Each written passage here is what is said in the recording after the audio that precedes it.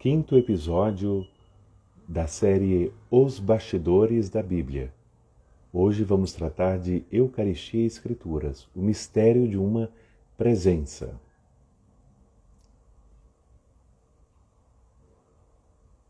Uma boa noite a todos e a todas que estão chegando aqui ao nosso quinto episódio dos Bastidores da Bíblia. Sejam bem-vindas a Socorro, a Eliene, seja bem-vindo o Bruno, a Sandra, a Jô, todos bem-vindos, uma boa noite a todos, a Márcia também, Sucupira, sejam todos bem-vindos aqui nessa quinta-feira de feriado, né? Grande solenidade, grande festa de Corpus Christi. Uma boa noite a todos. Hoje vamos ter o nosso quinto episódio. Vejam que de semana em semana vamos fazendo o nosso caminho e vamos progredindo na nossa reflexão e a nossa degustação, né? A experiência de saborear a riqueza insondável, inumerável das Sagradas Escrituras, né? E talvez seria justamente esse o diferencial dos bastidores da Bíblia. Com certeza nós temos muitos cursos, muitos vídeos, muitas iniciativas visando o crescimento do conhecimento da fé, do conhecimento das Sagradas Escrituras, seja em cursos formais, seja também nas redes sociais. Mas qual é o nosso diferencial? O nosso diferencial aqui nos bastidores da Bíblia? Eu diria que tem três diferenciais muito importantes. O primeiro diferencial nosso é a alta qualidade do assunto que tratamos.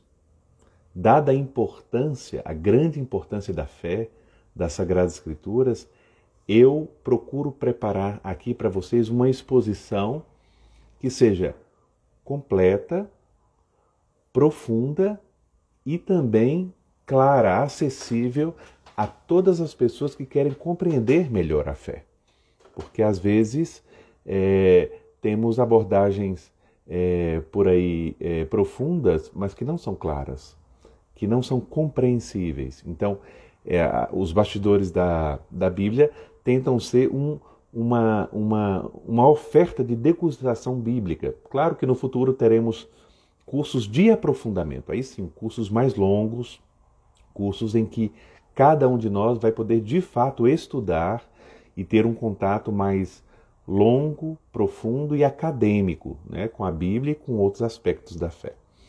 O segundo elemento do nosso diferencial aqui, Marley, boa noite também para você, é a nossa quantidade, ou seja, a cada episódio dos Bastidores da Bíblia, vocês vão poder constatar, principalmente vocês que já vêm nos seguindo antes dos Bastidores da Bíblia, ali desde a Semana Santa, com as nossas lives explicando cada dia da Semana Santa. Depois nós também explicamos durante o mês de abril 4 dimensões da nossa fé pascal, da realidade da Páscoa e da ressurreição de Cristo na Bíblia, né? Boa noite a todos aí, a Rosa, também a Ingrid, todos que estão mandando boa noite para mim, boa noite a todos. Estamos só introduzindo aqui o nosso tema, falando um pouco dos diferenciais dos bastidores da Bíblia. Então, uma quantidade, uma variedade de assuntos que vamos tratando aqui para mostrar aquilo que ou ninguém vê ou tem muita dificuldade de enxergar na riqueza e na beleza da Sagrada Escritura. E o terceiro diferencial dos nossos bastidores da Bíblia aqui é o nosso método, né? A gente aqui não faz uma interpretação pessoal e subjetiva da Bíblia. Aqui a gente apresenta a interpretação da Bíblia feita pela Igreja e com a metodologia mais antiga, mais segura e mais autêntica que existe, que é interpretar a Bíblia pela própria Bíblia. A Bíblia a partir da unidade da Bíblia.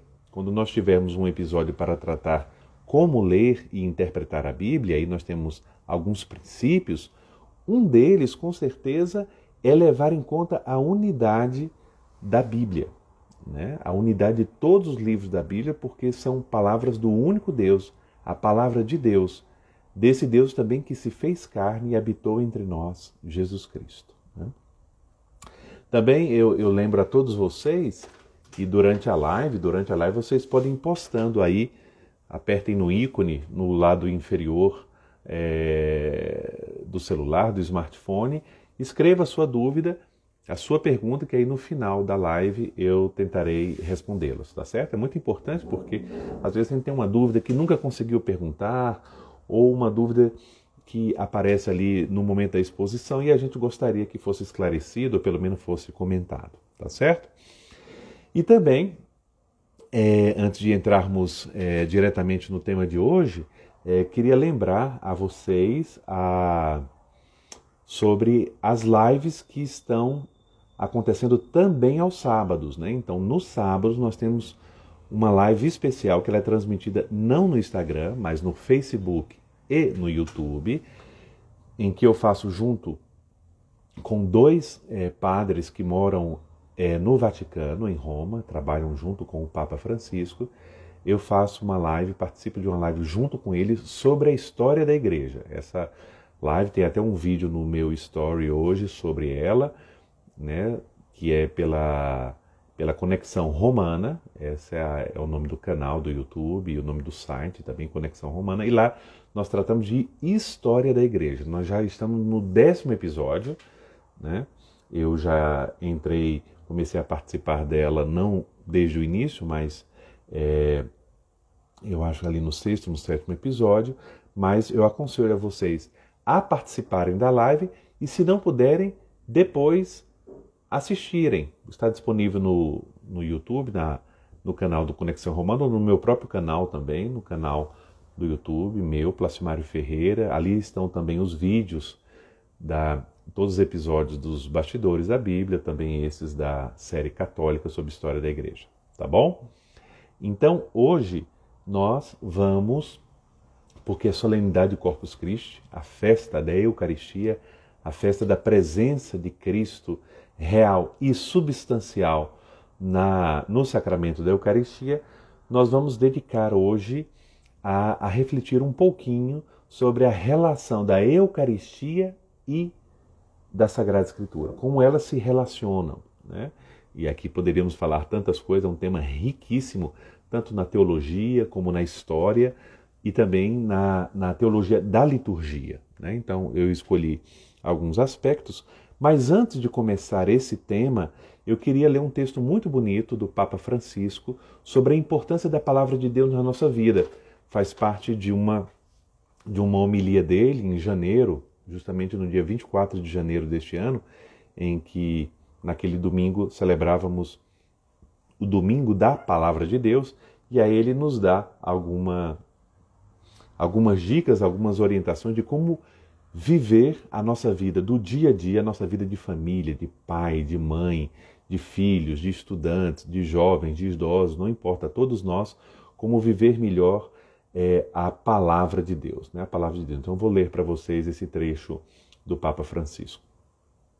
Por isso, diz o Papa, queridos irmãos e irmãs, não renunciamos à palavra de Deus. É a carta de amor escrita para nós por aquele que nos conhece como ninguém. Lendo-a, voltamos a ouvir a sua voz, vislumbramos o seu rosto, recebemos o seu espírito. A palavra aproxima-nos de Deus. Não a deixemos longe, levemo-la sempre conosco, no bolso, no celular, reservemo-lhe um lugar digno em nossas casas. Coloquemos o Evangelho num lugar onde nos lembremos de abrir diariamente, talvez no começo e no fim do dia, de tal modo que no meio de tantas palavras que chegam aos nossos ouvidos, qualquer versículo da palavra de Deus também possa chegar ao nosso coração. Para conseguir isso, peçamos ao Senhor a força de desligar a televisão e abrir a Bíblia, de desligar o celular e abrir o Evangelho. Neste ano litúrgico, estamos lendo o Evangelho de Marcos, o mais simples e curto. Por que não fazê-lo também privadamente, meditando uma pequena passagem cada dia? Isso nos fará sentir mais próximos ao Senhor e infundirá coragem no caminho da vida. Então, eram essas palavras do Papa Francisco que eu queria trazer a vocês. Eu postei nesta semana no meu story. Eu achei uma exortação muito adequada a todos nós para nos aproximarmos cada vez mais da palavra de Deus no nosso dia a dia, na correria, no batente, na dificuldade. Então, vamos lá. Eucaristia e Sagrada Escritura. Poderíamos falar muitas coisas aqui, muitas coisas.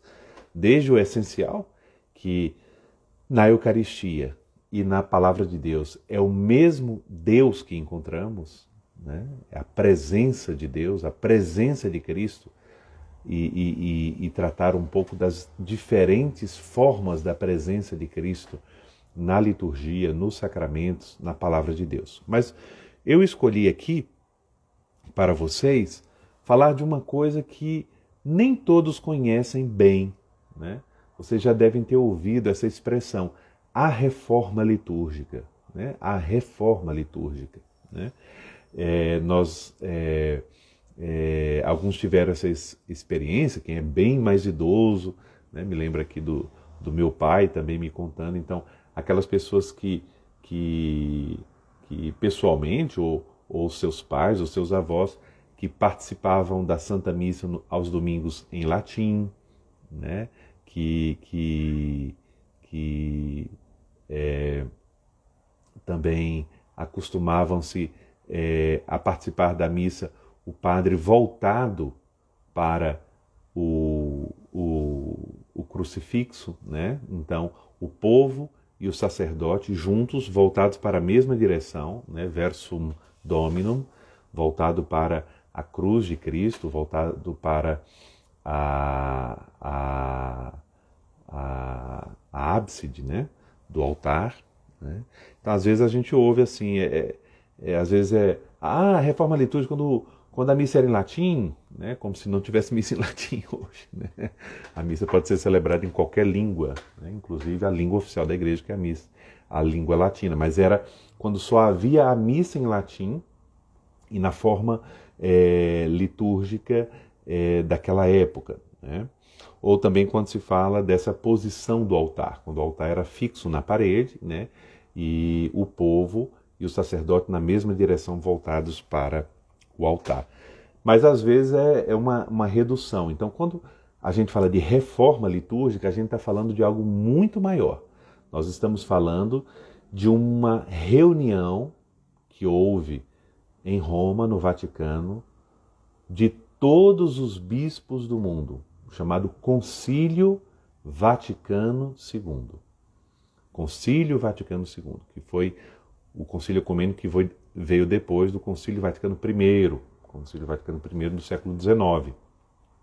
Então, no Concílio Vaticano II, que se deu em várias partes, desde o momento em que ele foi inaugurado, em 1962, no século passado, 1962, e foi concluído em 1965. Foi convocado e iniciado pelo Papa São João XXIII e foi depois continuado e encerrado pelo Papa São Paulo VI, né? Papa Paulo VI. Então, dentro de tantos assuntos que foram discutidos durante esse concílio ecumênico, tantas coisas importantes da Igreja foram discutidos, foram decididos.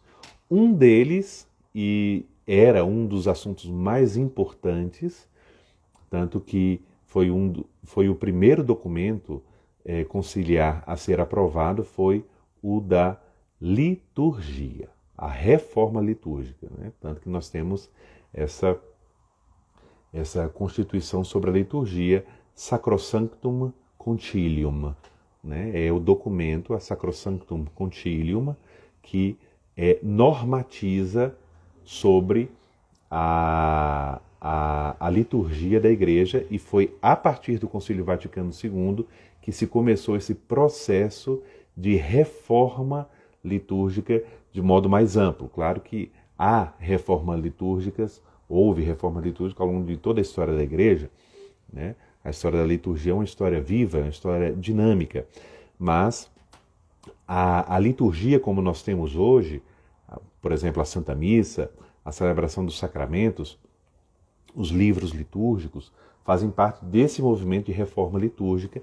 E depois do ano 1965, então, houve etapas concretas de reforma litúrgica, visando o quê? Visando, em primeiro lugar, antes de tudo, sempre uma fidelidade, a fidelidade à vontade de Cristo e à tradição da Igreja, né?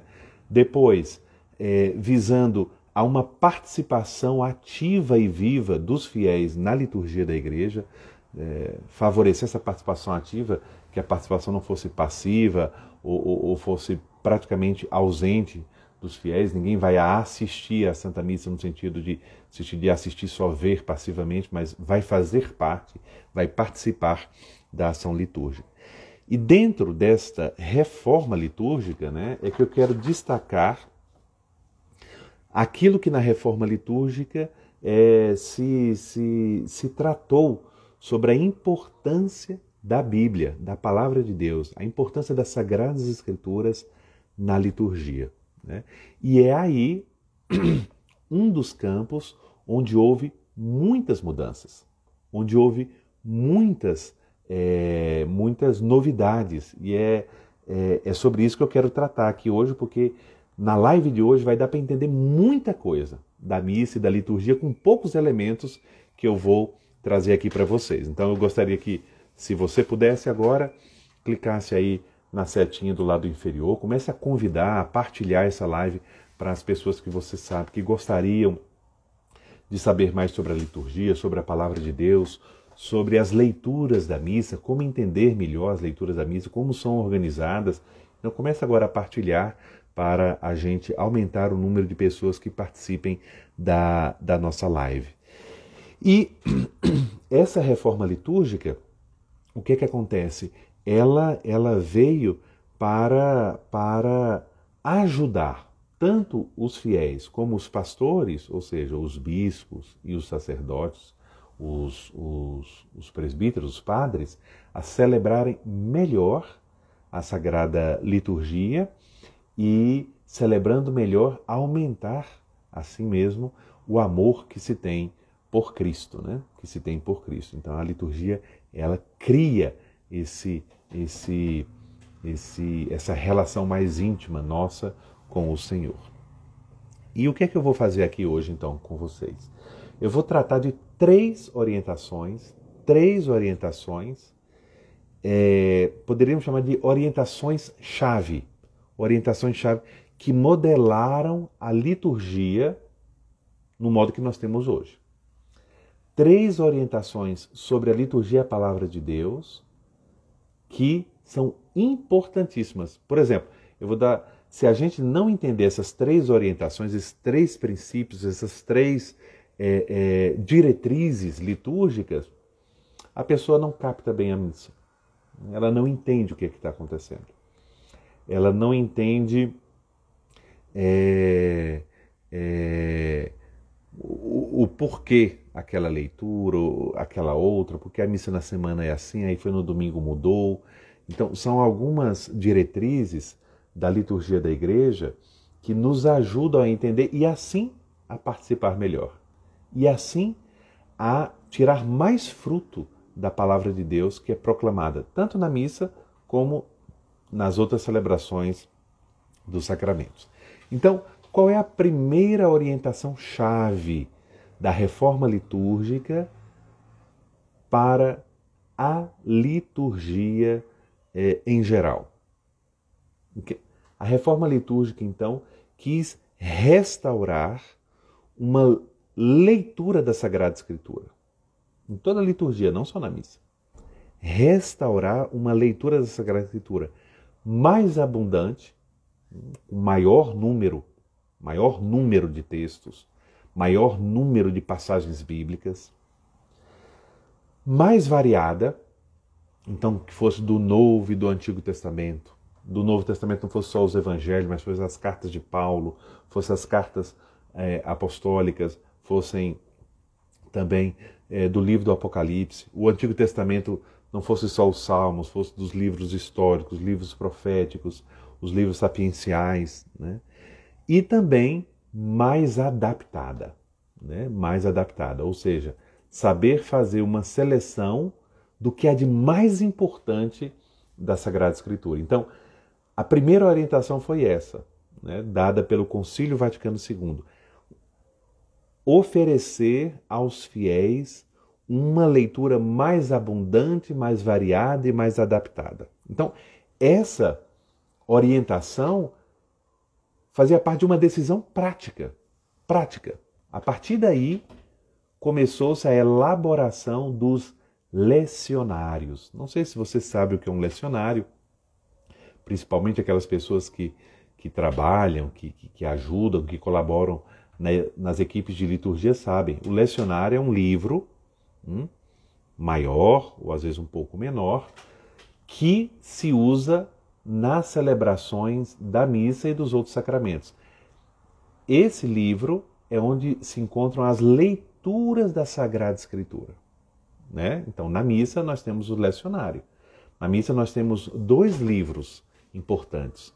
Aquele que contém o rito da missa, com as palavras do rito de toda a missa, que nós chamamos de missal, e aquele que fica junto do padre ou do bispo durante a missa, né?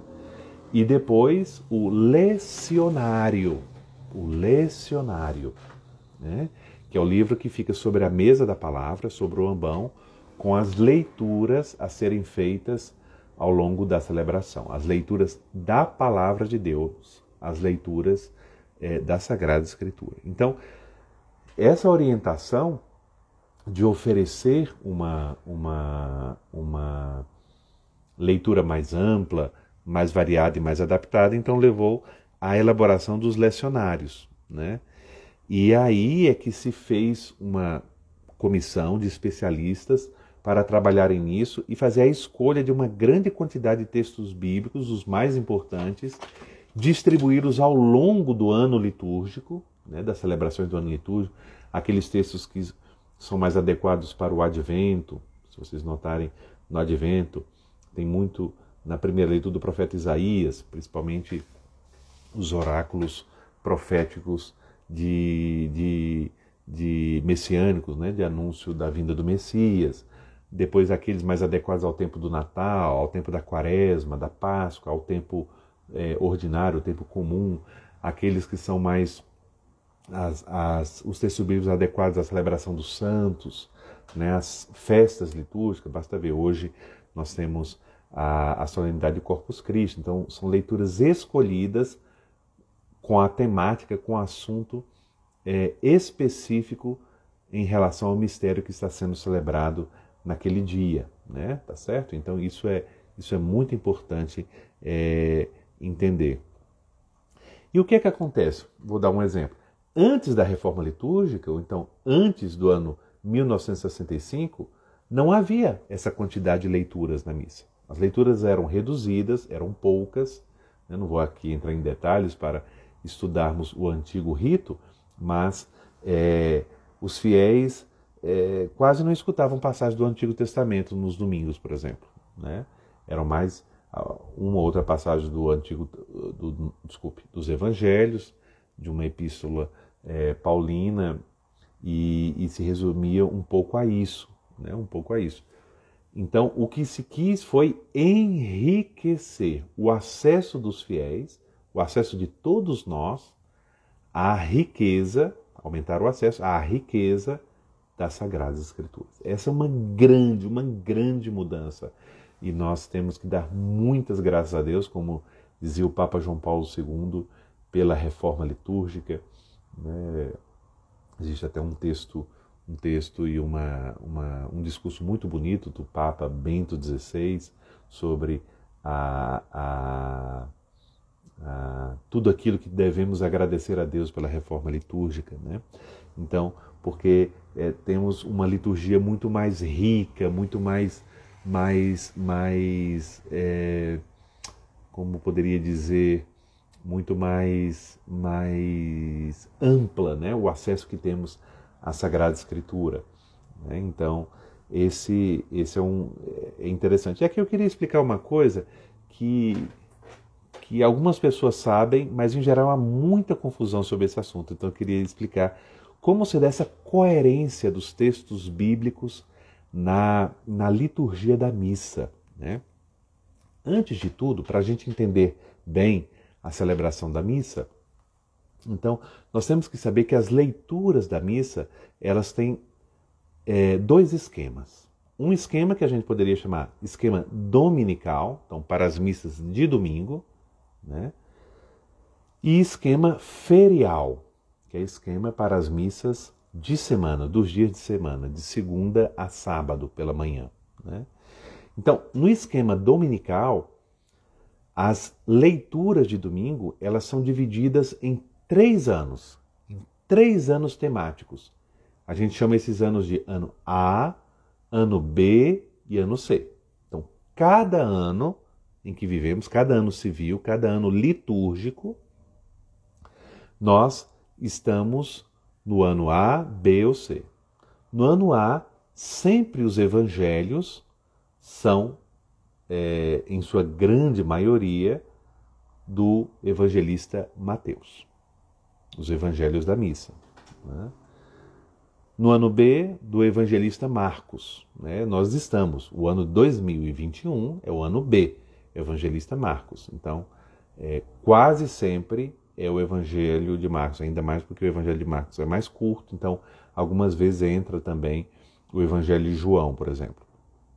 E o ano C é dedicado ao evangelista Lucas. Então, A, Mateus, B, Marcos, C, Lucas. E em cada missa dominical nós temos essa sequência, como vocês bem sabem. A primeira leitura, o salmo, a segunda leitura e o evangelho. É importante entender isso. Por quê? E quem é que determina quais são, melhor dizendo, as leituras daquele domingo? É o evangelho do dia. Então foi a partir do evangelho que foi escolhido as outras leituras. Então, por isso que nesse esquema dominical, a primeira leitura sempre está vinculada tematicamente com o evangelho. Certo? Então, a primeira leitura sempre é um trecho do Antigo Testamento, exceto no tempo pascal, como eu já expliquei para vocês. No tempo pascal, a primeira leitura ela é retirada dos Atos dos Apóstolos, mas exceto no tempo pascal, em todos os outros tempos litúrgicos, do ano litúrgico, nós temos um texto do Antigo Testamento que se refere diretamente com a temática do Evangelho do dia, do Evangelho do domingo. Depois, também o Salmo é um salmo responsorial. Se chama responsorial porque ele é uma resposta em forma de cântico, de louvor, de prece, à temática da primeira leitura. Estamos falando das missas de domingo, certo? E a segunda leitura sempre é um trecho de uma carta de São Paulo, ou dos outros apóstolos, ou do Apocalipse de São João, né? Então, a segunda leitura sempre é um trecho do Novo Testamento, que tem um sistema de leitura semi-contínua, né? Semi-contínua. Então nós vamos tendo, principalmente no tempo comum, nós vamos tendo uma sequência, né, de temas, né, semi-contínuo. Então, mas sempre voltado ao mistério celebrado. Lembrar também que os tempos fortes, como Advento e Quaresma, e depois Natal e Páscoa, as temáticas da leitura, obviamente, estão diretamente ligadas a esses tempos, à temática própria desses tempos, né? Um outro esquema é o esquema das missas de semana. Quem participa da missa todos os dias já deve ter percebido essas diferenças. Né? Mas por que será? Teve um evangelho no domingo e se repetiu o mesmo evangelho, coincidentemente, na semana, parece que... Não, porque são esquemas diferentes. E às vezes pode cruzar uma leitura com a outra. Né? Mas o esquema ferial das missas de semana ele tem outro sistema de classificação. Então não é o sistema trino que nós temos, dos 3 anos A, B e C. Na semana, não. Na semana, as leituras são... Os evangelhos sempre são os mesmos. Então, se você vai numa missa neste ano, na quarta-feira da quarta semana do tempo comum, o evangelho vai ser o mesmo da quarta-feira da quarta semana do tempo comum do ano que vem. Então, é a mesma leitura do evangelho, né? Certo? Em cada ano. O que muda são as primeiras leituras. Então, durante a semana a gente não tem 2 leituras, só quando é uma solenidade, né? Que nós temos 2 leituras, como hoje, Corpus Christi é uma solenidade. Então nós temos normalmente uma leitura, o Salmo e o Evangelho. Então, tanto a primeira leitura como o Salmo são leituras contínuas. Então, se começa a ler um livro bíblico, por exemplo, se começa a ler do Antigo ou do Novo Testamento, a primeira leitura. Na semana é assim. Então, nós temos o ano ímpar e o ano par. Nós estamos no ano ímpar 2021. Então, estamos seguindo uma leitura. Por exemplo, ontem, na missa de ontem, nós estamos lendo o livro de Tobias, certo? De Tobias. Nessa mesma época, no ano que vem, não estaremos lendo o livro de Tobias, porque é um ano par. Então tem um outro sistema em que muda só a primeira leitura. A primeira leitura é variada em ano par e ano ímpar. Então a cada ano sim, ano não, né, se repete a leitura. Então essas leituras que nós temos, as primeiras leituras que estamos tendo nesse ano, durante a semana, vamos ter no ano de 2023. Né? Então, ano sim, ano não, ano sim, ano não, se troca as leituras. Por que eu estou falando isso para vocês? Porque para notarem a riqueza que nós temos de variedade dos textos bíblicos na missa. Talvez aqui está um segredo importante que eu vou contar para vocês. O melhor modo de entrar na leitura da Bíblia, de entender melhor a Bíblia, é seguir fielmente as leituras das missas de cada dia. A gente não sabe, começar por qual livro, por onde eu vou começar a ler a Bíblia? Comece pela missa. Comece a seguir as leituras da missa. Ao longo de 3 anos, você não terá lido a Bíblia inteirinha, mas quase inteira. Grande parte dela, quase completa, certo? Só algumas passagens que, por motivos temáticos, não são, seria desnecessário colocar para a proclamação litúrgica, mas a pessoa que ler fielmente, e aí depois escolhe um desses textos para fazer uma reflexão, uma meditação pessoal cada dia, a leitura da missa, tem um acesso, e o mais interessante é que na missa você tem também o texto selecionado, isso ajuda. Na missa de domingo você vê um texto do Antigo Testamento que às vezes fica obscuro, a gente não entende porquê, e o texto do Evangelho nos ajuda a fazer um paralelo, uma comparação, e muitas vezes o padre vai na homilia de domingo esclarecer esse paralelo, essa proximidade do Antigo Testamento e do Novo Testamento, da palavra de Cristo e da palavra de Moisés ou de um profeta. Né? Então, essa seria a primeira orientação-chave, né? Uma leitura bíblica mais abundante. Vamos para a segunda? Vamos lá. A segunda orientação-chave básica da reforma litúrgica foi o que a gente chama, eu vou dar um nome aqui meio técnico, mas depois eu explico, beleza?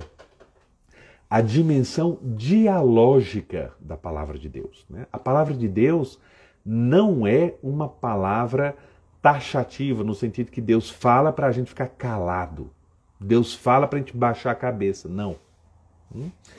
Importantíssimo para entender a Bíblia, importantíssimo para entender a fé tanto a fé judaica como a fé cristã, é que a palavra de Deus ela é dialógica. Ela acontece no diálogo de Deus com o ser humano, de Deus com o seu povo, de Cristo com a sua igreja. Deus quer também nos escutar. Aí entra a dimensão da oração, né? A gente ouve e responde. A gente ouve e Deus nos ouve. A gente ouve para falar, a gente fala e Deus nos escuta, Deus atende.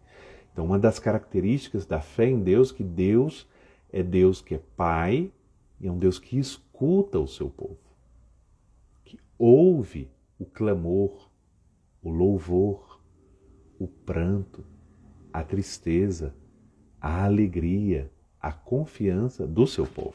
Então, a liturgia da palavra também, então esse aspecto que a gente pode já falar da Sagrada Escritura em geral, se aplica à liturgia da palavra. Então, a liturgia da palavra, quando a gente fala de palavra de Deus na missa ou em outra celebração litúrgica, quando eu falo de celebração litúrgica, eu estou falando as celebrações também dos sacramentos, né? O sacramento do matrimônio, o sacramento do batismo, o sacramento da unção dos enfermos, vocês notarem, todos eles têm proclamação da palavra de Deus. Né? Então, a liturgia da palavra não consiste apenas na escuta da palavra de Deus. A escuta é uma dimensão importantíssima. A escuta é uma dimensão essencial, mas não é a única. A palavra de Deus é anunciada para que, escutada, ela se torne voz da igreja. Voz de cada um de nós que juntos somos Cristo, somos o corpo de Cristo, o corpo místico de Cristo, que é a igreja. Então, a liturgia participa desse diálogo de amizade de Deus com o seu povo, de Cristo com a sua igreja. E a reforma litúrgica quis enfatizar isso. Então, na liturgia da palavra, nós temos a resposta, em primeiro lugar, pelo cântico do Salmo. Quando a gente canta o Salmo, não é simplesmente a gente cantar bonito só e cantar junto, não. Lembrar que aquele cântico, a resposta daquele refrão, é a minha resposta ao Deus que dirigiu a sua palavra a mim na primeira leitura. E a gente canta junto porque somos o povo de Deus. O povo que escuta é o povo que reza. O povo que escuta é o povo que fala. É o povo que expressa os seus sentimentos, a sua fé, a sua confiança em Deus. Também o silêncio. O silêncio na liturgia é uma expressão de resposta. É uma busca de escuta. É uma busca de compreensão. Então, na liturgia da palavra nós temos os salmos, nós temos os cânticos, nós temos a profissão de fé, que em geral a gente chama de credo, né? O credo, a profissão de fé. A oração universal, em que a gente faz nossas preces, nossos pedidos, né? As nossas súplicas, por Cristo nosso Senhor, né? Em nome de Cristo. Então essa é a dimensão dialógica.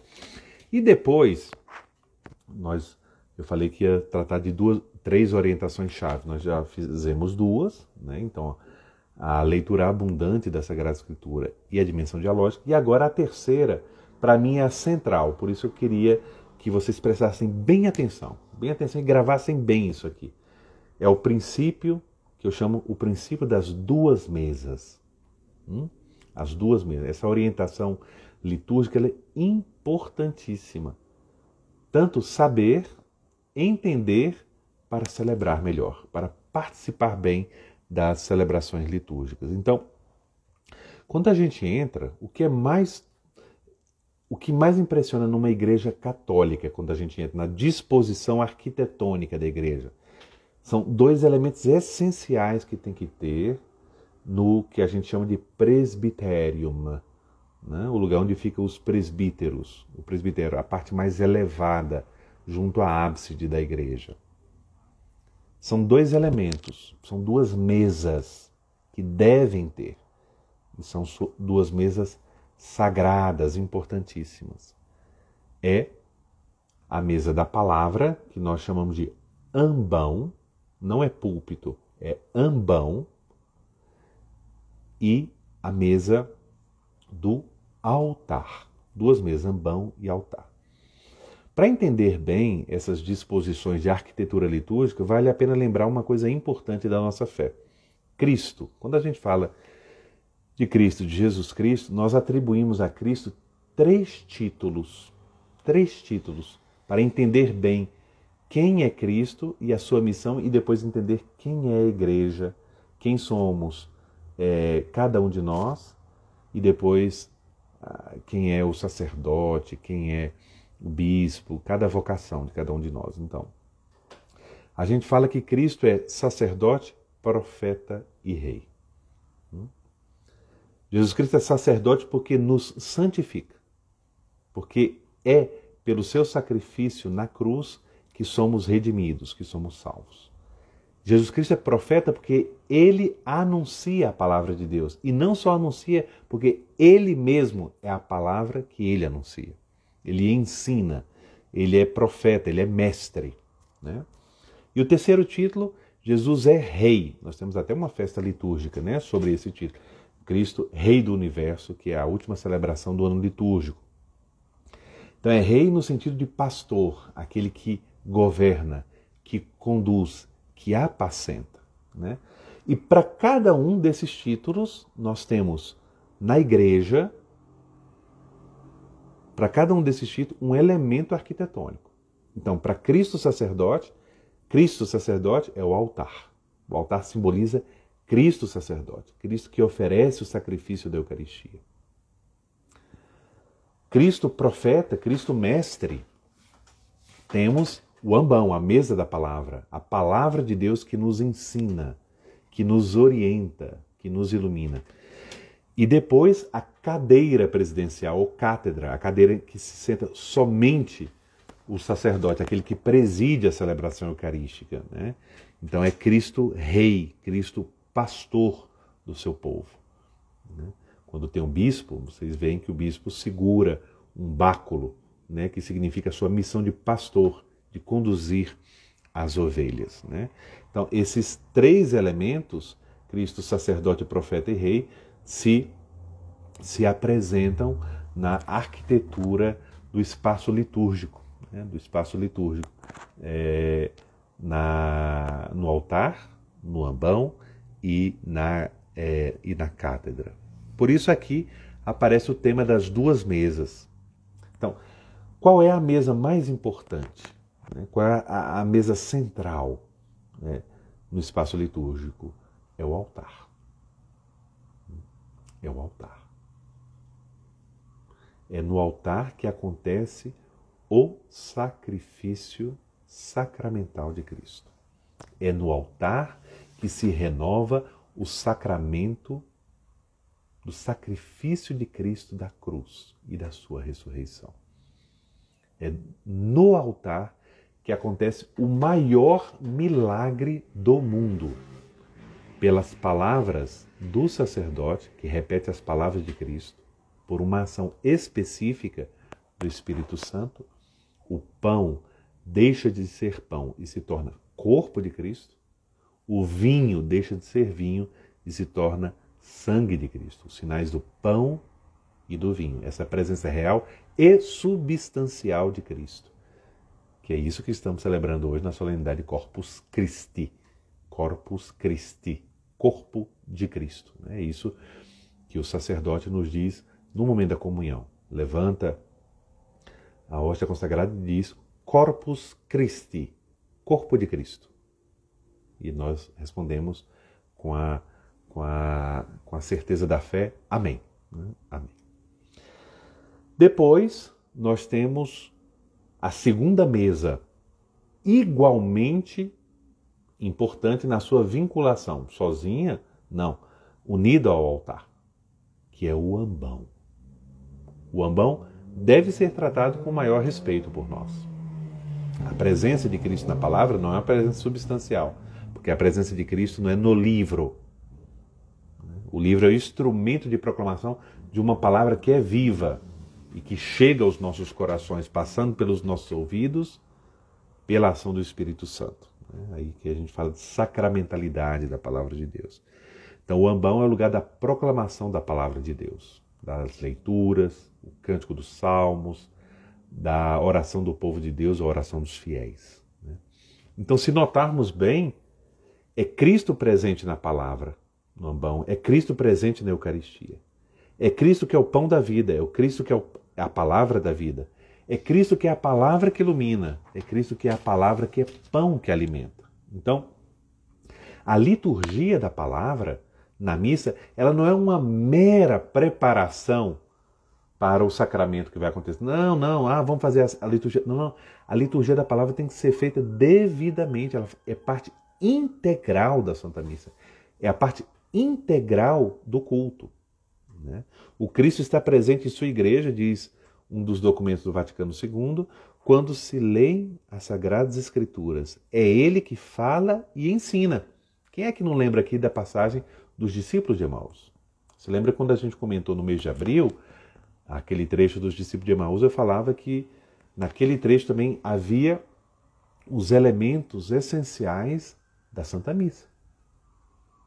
E antes do partir o pão, antes de que aqueles dois discípulos reconheçam a presença de Cristo ao partir o pão, eles foram iluminados por Cristo pelo caminho com a explicação das Sagradas Escrituras.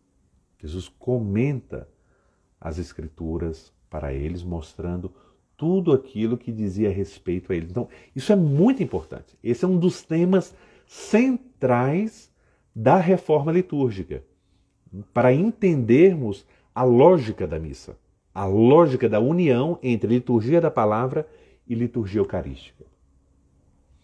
O mesmo Cristo que está na palavra de Deus é o mesmo Cristo que nos alimenta na Eucaristia, ainda que a presença eucarística é a presença maior por excelência, porque é uma presença substancial. Quem sabe em outra ocasião eu posso explicar com mais detalhes essa diferença. Né? Então, a liturgia da palavra e a liturgia eucarística formam um só ato de culto. Isso que a gente afirma quando estuda a teologia da liturgia, a gente fala de unidade profunda da missa. Então, recapitulando um pouco aqui, para falar sobre a relação entre a Eucaristia e a Palavra de Deus, nós escolhemos fazer a apresentação de 3 orientações-chave da reforma litúrgica iniciada pelo Concílio Vaticano II, que ocorreu ali do ano 1962 ao ano 1965, a reforma litúrgica. E nessas orientações-chave nós temos a primeira orientação-chave sobre a Palavra de Deus: oferecer aos fiéis uma leitura abundante, variada e adequada da Bíblia. A segunda orientação: valorizar a dimensão dialógica da Palavra de Deus. A liturgia da palavra não é apenas escuta da palavra de Deus, é escuta e resposta, é escuta e oração. Nós nos manifestamos, nós falamos com Deus depois que Ele nos fala. E por último, a importância dessas 2 mesas, em que Cristo se faz presente, em que Cristo se nos dá em alimento, o alimento da palavra de Deus e o alimento da Eucaristia. Esses 2 elementos estão profunda e intimamente unidos na Santa Missa. Tanto que eu vou ler aqui para vocês um trecho de um outro documento. Eu falei para vocês da Sacrosanctum Concilium, que é o documento sobre a liturgia do Concílio Vaticano II. Agora eu vou falar o documento do Concílio Vaticano II sobre a Palavra de Deus, a Dei Verbum. No número 21 diz o seguinte: a Igreja sempre venerou as divinas Escrituras como sempre o fez para com o mesmo corpo do Senhor, tomando sem cessar, sobretudo na Santa Liturgia, o pão da vida sobre a mesa da Palavra de Deus e sobre a mesa do corpo de Cristo, a fim de oferecê-lo aos fiéis. Então, isso é muito, muito importante para todos nós. Essas 3 orientações-chave que nos ajudam a entender melhor a riqueza da Palavra de Deus, certo? Então, antes de responder algumas perguntas que vocês fizeram aqui, se alguém não fez ainda alguma pergunta, pode escrever sua pergunta aqui, não tem problema, aqui no sinal de interrogação que tem na parte inferior, eu queria lembrar aqui a vocês uma historinha de uma santa da igreja, vocês devem conhecer, Santa Teresa Benedita da Cruz, mas ela é mais conhecida pelo nome que ela tinha antes de se tornar religiosa, que é Edith Stein, que era uma filósofa alemã, não acreditava em Deus, era ateia, mas tinha uma amizade com um casal que era católico e depois ela, por meio dessa amizade e vários outros acontecimentos, ela chegou a se converter à fé cristã, se tornou católica, posteriormente também se consagrou, se tornando monja carmelita, e como ela era judia, né, foi durante a Segunda Guerra Mundial, foi presa e morreu como mártir, tanto por causa da sua fé católica, mas como também da sua pertença ao povo judeu, morreu mártir num campo de concentração, né? E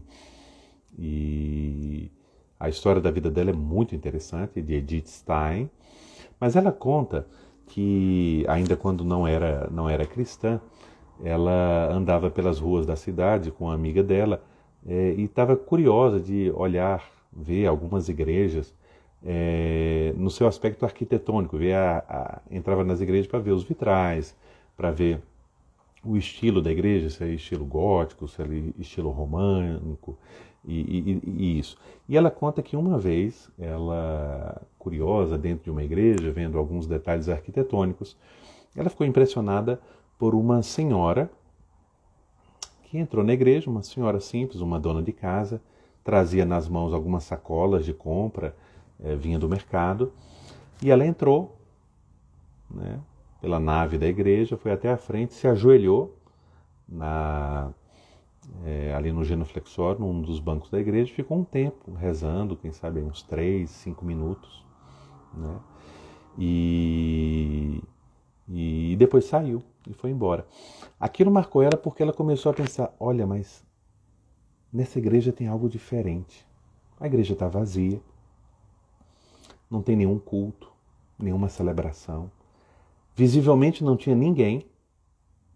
Essa mulher e depois outras pessoas, como todos nós fazemos, né? Visitamos a igreja para visitar a Cristo presente na Eucaristia, para rezar um pouco, para fazer meditação, para fazer uma visita ao Santíssimo.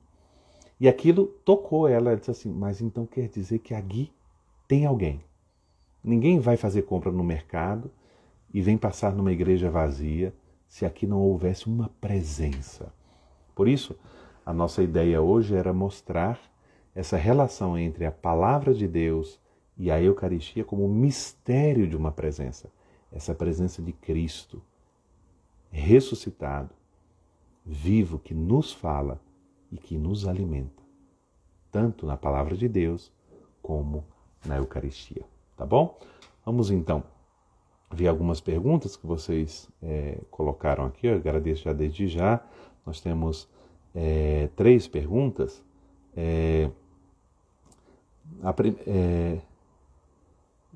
Temos aqui... Muito bem. 2 são muito parecidas, né? No fundo, são 2 aqui, a Socorro e a Ingrid, estão fazendo aqui, questionando por que São João, por que São João ficou de fora do ciclo, né? Do ciclo. Porque vocês sabem bem que nós temos os 4 evangelhos. Quando vocês, se não o fizeram ainda, uma vez que vocês lerem os 4 evangelhos, vocês vão notar que o evangelho de São João ele tem um esquema diferente, né? O esquema dos 3 primeiros evangelhos, Mateus, Marcos e Lucas, são semelhantes. A questão do início, a infância de Jesus, o início da pregação de Cristo, os milagres, o anúncio do reino, depois a paixão, morte e ressurreição. Esse esquema dos evangelhos faz que a gente chame esses 3 primeiros evangelhos, Mateus, Marcos e Lucas, que tem o mesmo esquema, não o mesmo conteúdo, o mesmo esquema, a gente chama eles de sinóticos, ou seja, tem a mesma ótica. Mesma ótica no sentido de mesmo esquema, tanto que a gente pode estudar esses evangelhos em paralelo, né? João não, ele tem um outro esquema, é o último evangelho a ser escrito, né? Ele tem uma outra perspectiva também teológica bem diferenciada, ainda que cada evangelho é diferente, né? Então, por várias características, o evangelho de São João, ele não se prestaria a fazer de eixo de todo o ano litúrgico, porque o ano litúrgico ele é moldado nas etapas da vida pública de Cristo. No entanto, o Evangelho de São João não entra no esquema dos 3 anos, porque ele aparece em várias épocas do ano litúrgico, né? Então nós temos épocas, por exemplo, eu vou ver aqui o Evangelho de São João na sua variedade. Então, nós temos passagens dos evangelhos, do Evangelho de São João na Quaresma, por exemplo, o ano A, né? Só para dar um exemplo para vocês. O ano A é uma exceção. No ano A, na Quaresma, alguns evangelhos durante a Quaresma não são de Mateus, são de São João, né? Aí nós temos as passagens ditas de catequese catecumenal que nós temos na história da igreja. Então aí nós temos os livros dos sinais, nós temos a Samaritana, o cego de nascença, a ressurreição de Lázaro. Então, por exemplo, grandes passagens do Evangelho de João entram, por exemplo, na Quaresma do ano A.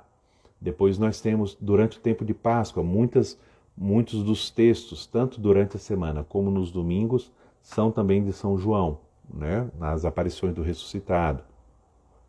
Depois, nas últimas semanas da Quaresma, durante a semana se lê praticamente todo o Evangelho de São João, os discursos de despedida. E também no fim do tempo pascal, aquelas passagens que são ligadas ao anúncio da vinda do Espírito Santo. Então, o que acontece é que o esquema tripartido, né, da liturgia da palavra no ano litúrgico, segundo os 3 evangelhos sinóticos, eles permitem também a inserção de São João em várias solenidades do ano litúrgico, naquilo que é próprio que o Evangelho de São João traz para nós. Então, é uma decisão temática, né? Mas eu digo que é uma pergunta muito boa. Claro que isso tem que se ver com detalhes, né? Porque aí nós vamos ver os critérios de escolha onde entra o Evangelho de São João em cada uma dessas celebrações específicas, né? Específicas, tá bom? Mas com certeza, porque o Evangelho de São João não faz parte desse ciclo, porque ele é um evangelho especial, com uma temática própria e com um esquema próprio, e então as perícopes, né, joaninas, que nós chamamos do Evangelho de João, são colocados especificamente em celebrações também específicas, né? Deixa eu ver aqui. Então, as primeiras 2 perguntas eram sobre essa. A sequência de hoje, na Páscoa e no Natal, também tem sequência, né? Não só... sequência, sim.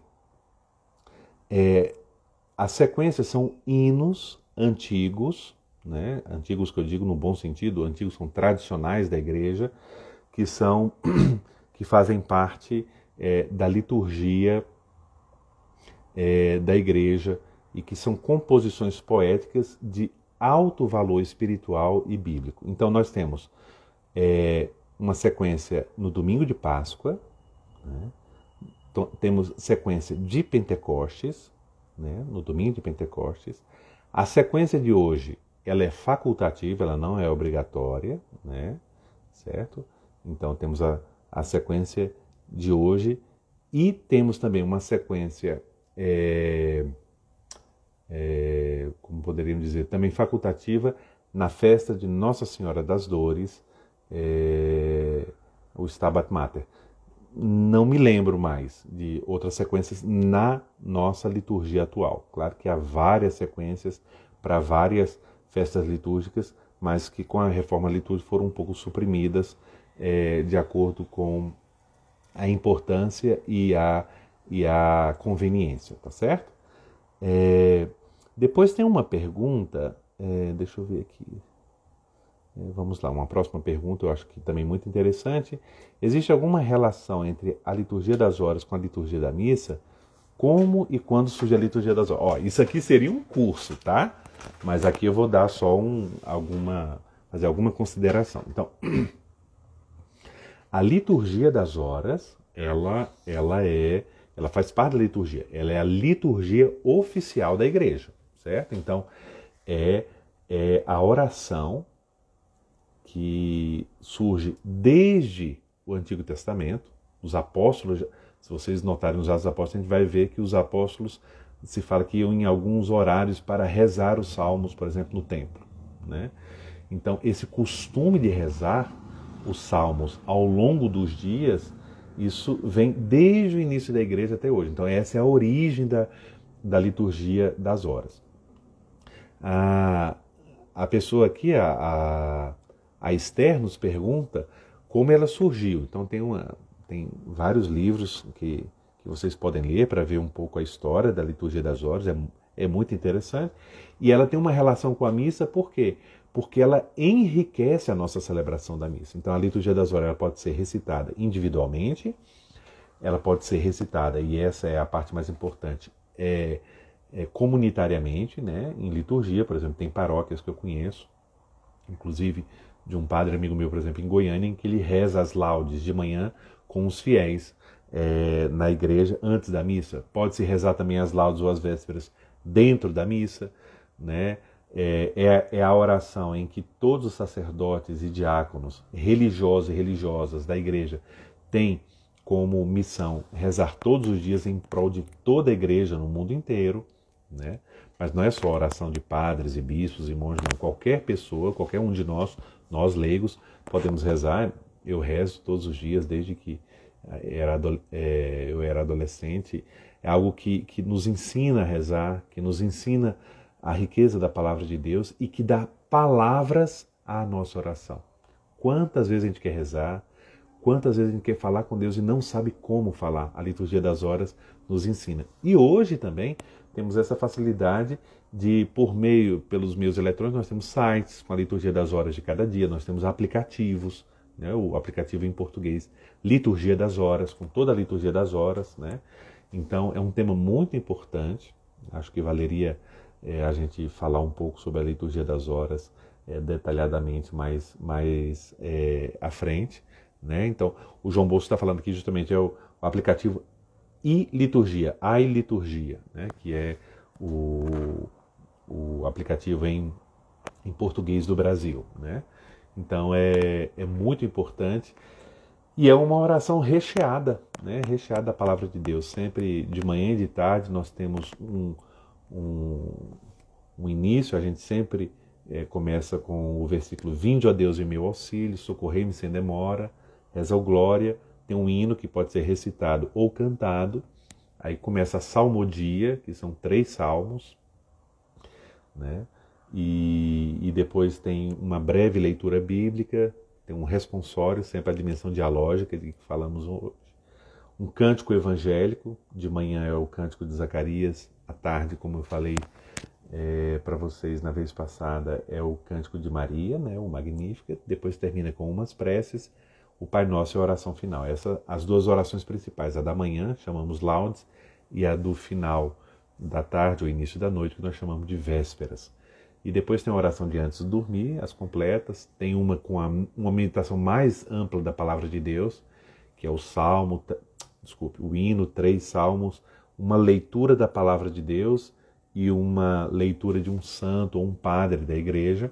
E essas leituras não se colidem, não se confundem com a leitura da Santa Missa. Então, é um contato a mais que a gente pode ter com a palavra de Deus, ok? Então, olha, gostei muito das perguntas. Quem quiser fazer mais perguntas pode fazer também ao longo da semana, como vários fazem. Estou sempre à disposição aí para ajudar. Então, só lembrando alguns avisos antes da gente se despedir. Então, próximo sábado, como sempre, às 5h30 da tarde, temos no YouTube e no Facebook, canal Conexão Romana, a live direto do Vaticano. Eu que participo do Brasil, em conexão com Roma, dois sacerdotes que moram no Vaticano, o padre Bruno e o padre Antônio Hofmeister.